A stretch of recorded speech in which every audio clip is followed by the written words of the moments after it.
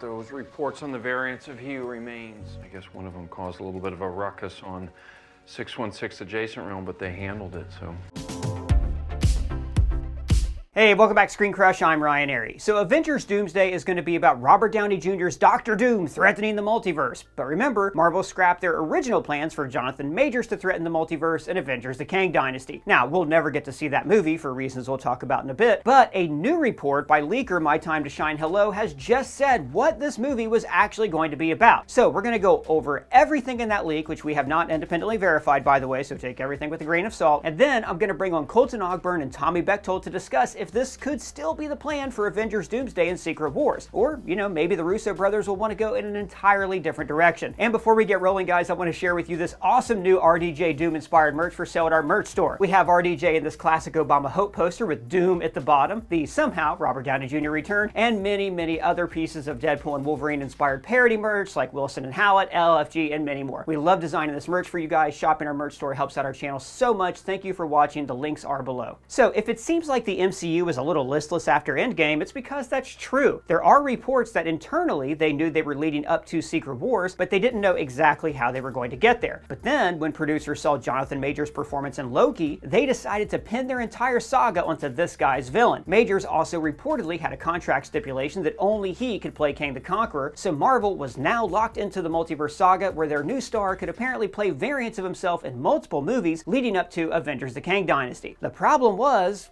Quantumania and Jonathan Majors' arrest. Rumor actually has it that Marvel was already looking to dump Majors after Quantumania underperformed, which is silly because the movie underperforming was not his fault. He was really good in it. It's never over. Remember, Loki Season 1 set up that without He Who Remains, his variants would run amok and start a new multiversal war. Peace between realities erupted into all-out war. And Quantumania ended with a post-credit scene that showed us exactly that. And then, following Major's arrest, Loki Season 2 was delayed for a few months, probably so they could write a new ending. Well, why do you think that? Well, even though Jonathan Majors appeared in the final episode as He Who Remains, I thought it was weird that Loki gathered up all the other variants who were there when the temporal loom exploded, except for Victor Timely. And it seemed a little too neat and tidy that the TVA could now just handle all the Kangs. Like, if that were possible, I think He Who Remains would have done that from the start. They also make Quantumania Kang, you know, the new big bad of the MCU, into a literal footnote in a file. I guess one of them caused a little bit of a ruckus on 616 Adjacent Realm, but they handled it. That line makes me think this was all added just to quietly get rid of Jonathan Majors. Personally, I thought it would have fit much better in the story they were telling if Victor Timely would have been a younger version of He Who Remains. Why? Well, because He Who Remains' contingency, in case he was killed, was for Ravonna to drop the diary into young Victor's window. And, you know, maybe that was Marvel's original intention, for Victor Timely to be the origin of He Who Remains in the Multiverse of War, but now that doesn't matter because the Kang Dynasty is canceled. So we thought there was no way for us to ever know what this movie was going to be about until today, and that's why I'm gonna— Oh, geez, I don't know what I'm gonna do. It's okay, buddy, it's an accident. Puppies have them all the time. No, It's fine. person, it's my dad's birthday, and I gotta figure out what to get him. Wait, why was there just a picture of John Stamos? Is your dad John Stamos? Yeah, isn't yours? No, my dad is not John Stamos. Hey, that's a pretty nice watch. Maybe I can give him a watch like that. Oh.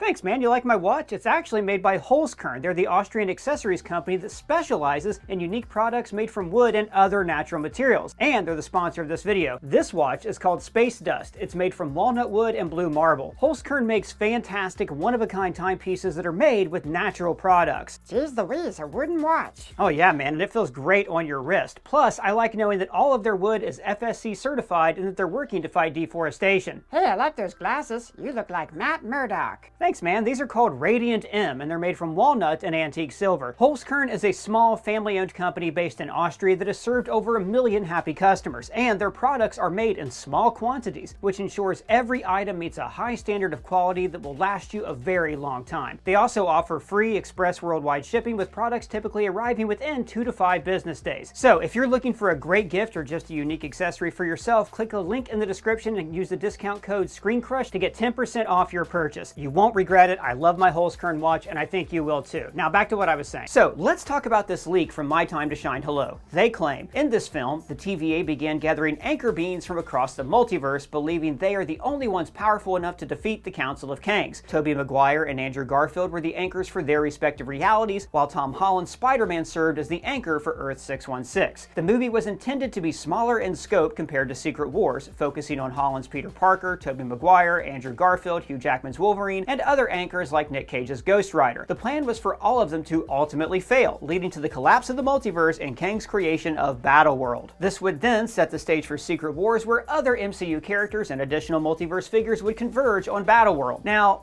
this is very interesting. Remember, Rick and Morty alum Jeff Loveness was already deep into the screenplay after he finished Quantumania, so it's very likely that a framework and several drafts already exist for this film. It could be that this same framework will still exist, but will now be a part of Doomsday. You see, I think the genesis of the Multiverse Saga was Disney buying Fox back in 2018. This meant that several Marvel heroes can now join the MCU, like the Fantastic Four, X-Men, Ghost Rider, but rather than just reintroduce them as new characters, Feige decided to honor their legacy and give the actors a chance to say goodbye to these roles. So you can look back at the Multiverse Saga and see that films like No Way Home, Multiverse of Madness, and Deadpool and Wolverine are slowly introducing the key concepts that were outlined in this link. No Way Home brought variants to the big screen. Doctor Strange showed us incursions, while Deadpool and Wolverine gave us anchor beings, aka the stars of their franchise. But now my question is this plot still the plan that they have for Doomsday, and is Robert Downey Jr. even a good idea? So to help me answer this question, I have our very own Colton Ogburn, who's trapped at our television but doesn't know, so please don't tell him, and Tommy Bechtold. So let's start with this real quick thing. They said here that the original plan, Tommy, was for the Avengers, the multiverse Avengers, to lose, and then we get compressed into Battleworld, and then the real Avengers step in.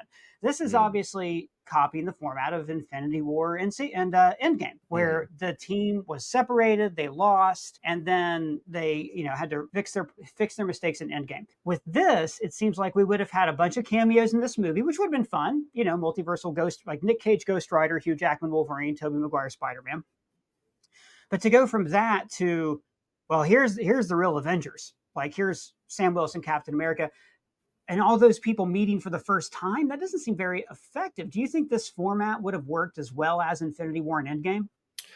I don't know that it would have worked as well. I do believe that it would have worked. The reason being, the stakes of them losing are slightly different than they were in Infinity War, where they were dusted with the potential to return. I would like to see these characters permanently killed. Like, I think, not these characters, I want to emphasize, not the actors, but I think if you kill, no, sorry. And by the way, we don't even know what permanently killed means in a post Deadpool and Wolverine world. So there's also that. Very, very true. Very fair. But I do believe there would be some impactful power to killing Tobey Maguire Spider-Man. In fact, I thought that might happen in Spider-Man No Way Home. But instead we were kind of given a half, he got stabbed, but he's okay. I think that there's a way to make us care about those characters, because most people coming into this world, we were kind of raised on those movies and then became adults during the MCU. So I almost feel like it is the ultimate nostalgia, multivitamin, but I find value in that. And I think that if you were to bring back specifically the big four of Toby, Andrew, Hugh Jackman, and then I know they had mentioned Nick Cage Ghost Rider, but I think I think even if you brought in a Sir Ian McKellen or something like that, killed his Magneto. That would have been amazing, right? I think somebody who would be in that group. I don't think that feels cheap then. I feel like those actors all starred in multiple iterations. Nick Cage as well. Let's not forget Spirit of Vengeance. Shout out Scott Gimple. But I think I think it works. I think it still works. I think they gotta die, and they gotta die in a Robert Downey Jr. meaningful way. I know it's all kind of laughed at in Deadpool versus Wolverine, Deadpool and Wolverine, but that's by design. So and Tommy, do they then come back as Doctor Doom after that? Or everybody in Secret Doom Wars is Doom. It's all Doom. Right. Everybody gets to play a Doom variant at least. Yeah. I mean, I get that, but what you're describing, yes, it would be very, frankly, it'd be like Andy giving away his toys in Toy Story 3. It would really hit people a lot in their childhood to see Tobey Maguire die. But then you're no longer building up new characters and telling new stories. You're doing member berries. And we always throw around the term member berries for Easter eggs. But the whole point of the member berries episode of South Park is that every society, starting with the Romans, fell prey to member berries. And member berries happen when member berries occur, a society stops producing new things and becomes stagnant and stops thriving and growing. And I'm afraid what you described would have been a sugar rush, but maybe wouldn't have been enough to make people continue to care post Secret Wars. I don't know, Colton, what do you think? Would this have been a mistake? Sorry. Oh, sorry, Tommy. No, rebut. Whatever. Tommy, No, I make no mistake. I understand the danger of nostalgia. We often remember things nostalgically with a false. Even the member berries are not even the correct way to remember them. We certainly romanticize some of these movies of the early 2000s in a way that when they first came out, they were not critically or fan received as well. I mean, the cry for Nicolas Cage as Ghost Rider is almost just it's like a meme fan casting, it's like Nicolas Cage is kind of a walking meme. Yeah, exactly. Yeah. So in that regard, but it would be awesome. Like it would be awesome. I'm not saying it wouldn't be. You have to do it with those bigger characters, though. And I think it has to be more than a cameo. It has to be in the way that they sidelined several Avengers for Infinity War, the way Ant-Man was not in the film at all, really. It's like you have to sideline some of the more expected Avengers characters until either the end of the film or ultimately Secret Wars, I think, in my opinion, to make it work. Well, and you know what really made No Way Home work, in my opinion, I know, Colton, you think it's overrated because you're scum. No Way Home worked because Andrew Garfield, he brought it. It wasn't just, hey, remember this guy? It was, remember this guy and his baggage? So it hit us more in an emotional feel. And hell, when Tobey Maguire stops him from killing the Green Goblin, we remember Aunt May talking to Peter and telling him, in Spider-Man 3 and saying, we can't choose who lives and who dies. So if they could do that, I don't know that the cries for Nicolas Cage Ghost Rider necessarily want to continue the story that was being told. I also wonder if they've already done this story in Deadpool and Wolverine. But Colton, I want to give you a chance. What do you think about this original idea? Would it have just been a hollow repeat of Infinity War and Endgame? Well, I really like it in the sense that I would have hoped that had they brought in, Hugh Jackman, Wolverine, the Spider-Mans, hell, even Nicolas Cage Ghost Rider, who I am just loving to hear that I'm not the only fan of those movies. I would have loved to have him included. And I have to say, why not do that, but also do what they did in Infinity War and split the movie up? I mean, we had, what was going on Titan, and then we had what was going on Wakanda. So why not have the multiversal adventure going on where you have Hugh Jackman, you have Tobey Maguire, you have those nostalgic member berries. And Tommy, I think you just coined the multivitamin saga for Marvel. So I think that's the way that you do that. And then back home on Earth, you have, something going on. I don't know. Maybe in this case, now that it's no longer Kang, maybe before it would have been one of the Kang variants. Maybe now it's Doombots or something, and have our Earth 616 Avengers being led by Sam Wilson, have them, holding holding it at home and protecting New York or whatever, protecting Earth, while these other heroes are traveling through the multiverse doing their thing. I think it can be a both and. I don't like the idea of just completely abandoning the new Avengers, just to go do this nostalgia trip. I think they could have done both. And as far as this having been perhaps the idea for Kang Dynasty and maybe not anymore for Doomsday, I think we still are going to get some rendition of this story. I think we are seeing, they're taking out Kang and they're tapping in Doom, or it could have been any villain. Hell, it could have been Cassandra Nova. I think you can do this story no matter who fills that power vacuum that was left behind by Kang. Well, I think that might be part of the problem, though. Like, if you're going to set this guy up, Kang, who, by the way, I'm not even sure they should have dumped Kang. There had to have been, I know there's a rumor they had this clause I talked about earlier that they couldn't recast Jonathan Majors, but these contracts always come with a good faith clause, or maybe it's not called a good faith clause, but basically that, like, if somebody gets arrested, they're out of the contract. They probably could have kept that character going. And there's cool things you could do with Kang in a fight. He can travel through time. It's like the fight at the beginning of Days of Future Past where the X-Men know the Sentinels are coming. There's a lot of really cool things they could have done with that. It's a shame that they just decided to shake it all up like this. But again, that's just me. I'm a Kang guy. I like time travel stories. I think that would have been a lot of fun. I think ultimately with Kang, Disney reached the point of the name resonating with such a poison reaction from everybody because of all of the behind the scenes drama that eventually, like, for a brand like Disney that is notoriously safe, they're like, even if we recast Kang, that then becomes the headline.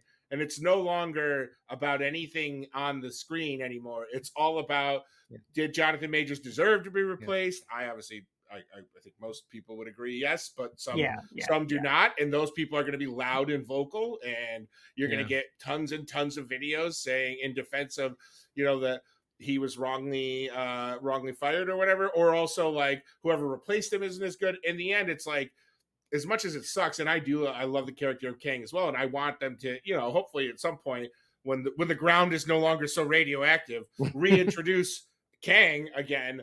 I think they passed the point of being able to kind of salvage it because the land had become so poisoned with discourse.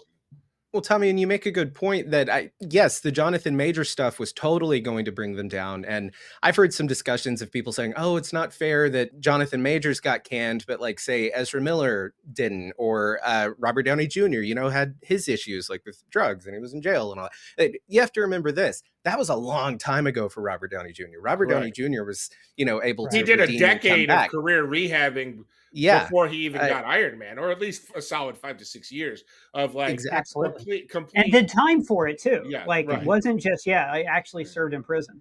I think the Ezra Miller comparison is closer, to be honest. Yeah, but Ezra Miller did get canned. I mean, they had filmed the entire movie. Yeah, they still promoted their movie. They ain't coming back as Flash. No, you're right. That's basically the Loki season 2.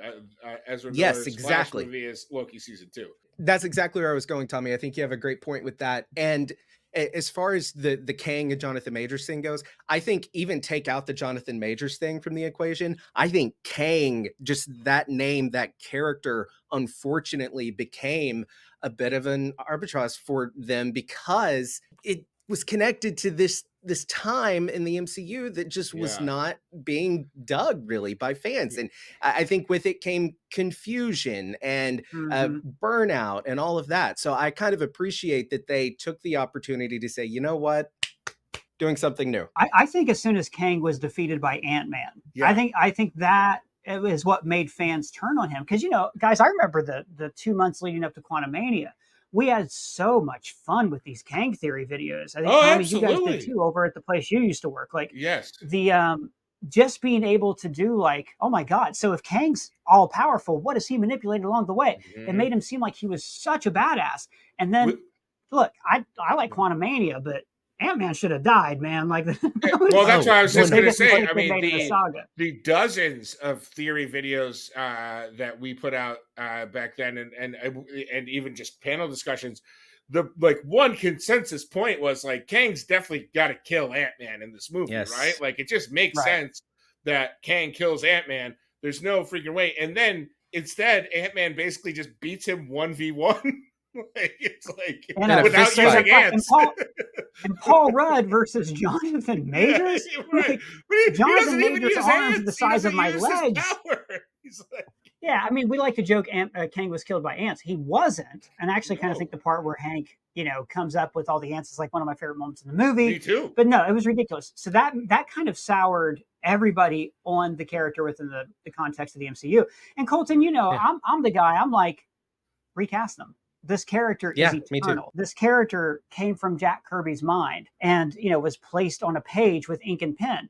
Recast them. You can recast them all. It's fine. But maybe that's me as a comic book guy and not necessarily as somebody who came to these movies, with the fresh. I'm a big advocate for recasting. I thought that they should have recast the character of T'Challa. These characters transcend the actors who play them. So I usually agree, but with, as Tommy was just describing, this was a pretty unique situation. I think the whole Kang thing just marvels where they were in general. So for this one time, I will say they may have made the correct decision by just starting fresh. I think this is why I'm not in charge of the MCU, because I would make all the wrong decisions. Tommy, go ahead. No, I think and who at the time where the MCU was, like you're saying, they were coming off a string of quote unquote, like not flops, but underperformances. Yeah. If they had been front running with these, like, $1 billion, $300 million opening weekends and $1 billion cumes on these movies in like 3 or 4 weeks, then it's almost like people would just be like, yeah, just recast them. Who cares? This is like the New York Yankees in the like early 90s, like 1995 Yankees. Like, they're just sports reference on a nerd show. Stop. Time out. I got it. No. There are sports nerds out there. Right. So you guys know what he's talking about. I mean, whether you're a Yankees fan or a human being, it doesn't matter. You can kind of hide on a good team if you're, if you're a weak link, if the whole team is playing awesome and you're winning every game. But it's like, yeah, when there's a hyper microscope and people like actively now starting to root for you to fail, it's like, but I do think the recasting and reintroduction of Kang should be very brisk after Avengers 6. I think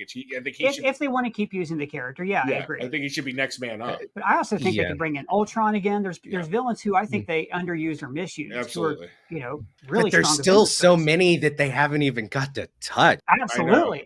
The Masters of Evil.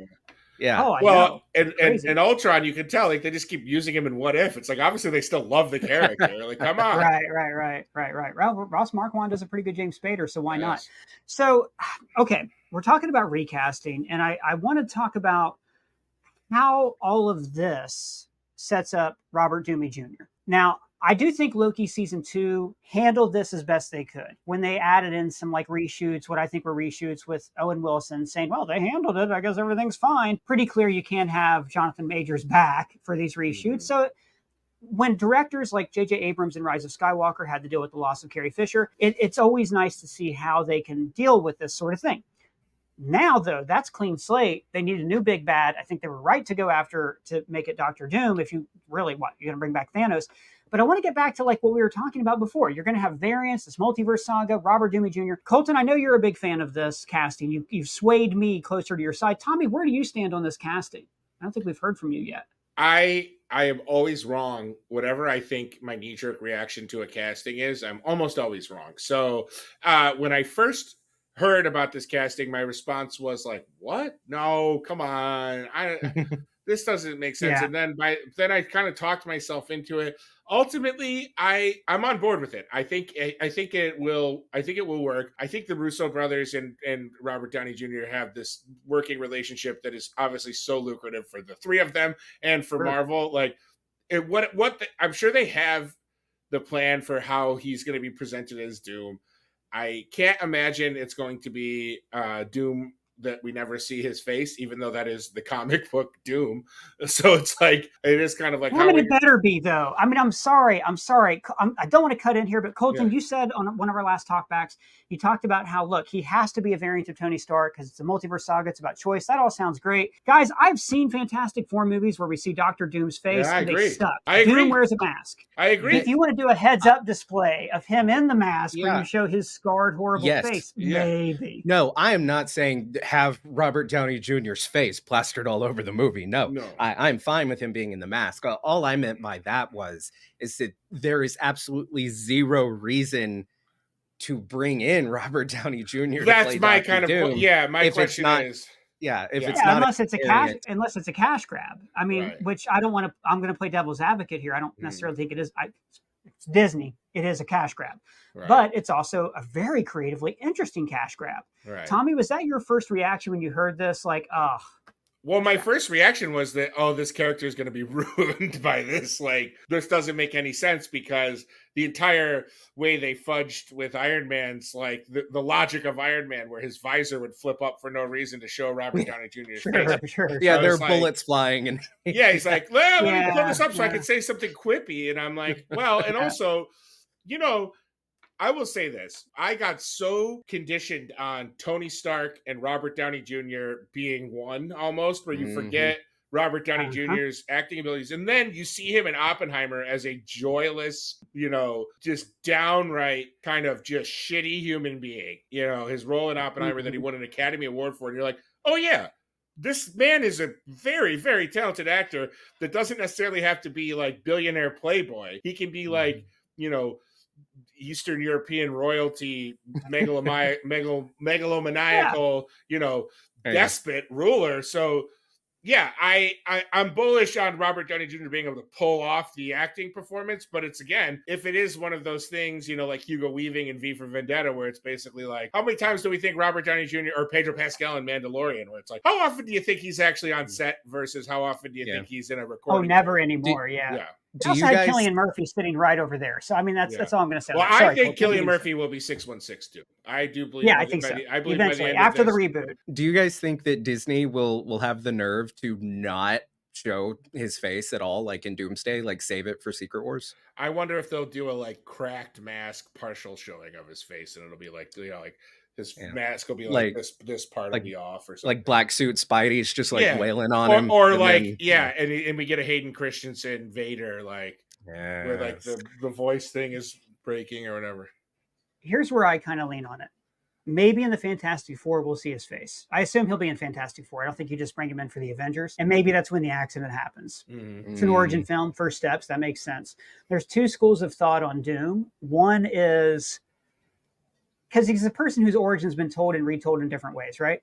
When he had his accident, they blames Richards for, I'm scarred forever. Well, then there's a follow-up comic that they did years later where it shows Dr. Doom with a small scar on his face, and then he orders these monks to put burning hot armor, a mask, on his face, which of course scars him permanently. But then that story later in the books of Doom gets altered. So there's all these different variations of this where we don't really know. We also don't ever really know if the character we're looking at is Doom or a Doom bot. He's somebody who, by the nature of being armored, closes himself off from the world. Again, Colton, many similarities to Tony Stark. I think even when Doom is alone, the mask stays on. I don't think he looks upon his own visage. If they want to show his face, maybe they would do the thing where he just has a scar. But you're undoing something that's so vital to the character, and that is that there is no connection there at all. But I want to point out, in Secret Wars, his face will be uncovered the entire time because every single time Doom gets godlike power, which has happened a lot of times, he always fixes his face first. Colton, what is it you love about this Robert Downey Jr. casting, though? You've been a big proponent of it. Tell the people who maybe haven't seen our past videos. I just think, why the hell not? I mean, this is the perfect time to do it. You're in the Multiverse Saga. This entire saga is about choice and how the decisions you make can just greatly alter history, change the future. Just tiny little things can completely change reality as we know it. So I almost, in a way, think that bringing in a Doom, specifically a Tony Stark, like an evil Tony Stark, a Doom variant Tony Stark, I think that is even better than just doing Dr. Doom or doing Kang. It is showing consequences for a character taking a very different path. It echoes the Infinity Saga, where you're bringing the hero from that saga, and then when in your sequel saga, which is all about choice and how different things they did could have affected time and reality as we know it, have the face of your hero from the former saga now being the villain in a saga that is all about choice and how things can change. I just think it writes itself. It is the perfect time to do it. I think it was a bold choice. I completely understand the criticisms, but I think once it's done, I think a lot of people are going to look back and say, I'm really glad they did that. We have got decades to tell a proper Doom story. I think now's the time. I'm excited. It's the first time I've been truly, truly excited again about the MCU in a while. And it's not because I hate the MCU. It's just because it was pretty clear that studio constraints on these creators had just stretched them so thin. And now, they're pulling back. They're redoing the things that maybe weren't working. They're fixing up some of their shows. Like, there's got to be a reason Ironheart's being tinkered with so much. So I'm really optimistic about the future. Tommy Bechtold, last word. How are you feeling about the future and in the MCU right now? You know me, baby. I'm bullish, and as Robert Downey Jr. once said, I'm bringing the party to you. All right. So I want to remind everybody that you can find Tommy and Colton's social links listed down below. But we want to hear from you guys. What do you think about this? Do you think this would have been a better movie than what we're going to see in Doomsday? Have you come around to Robert Downey Jr. as Doom, or did you never need to come around to begin with? Let us know your thoughts down in the comments below, or at me or my friends here on Twitter. And if it's your first time here, please subscribe and smash that bell for alerts. For Screen Crush, I'm Ryan Airy.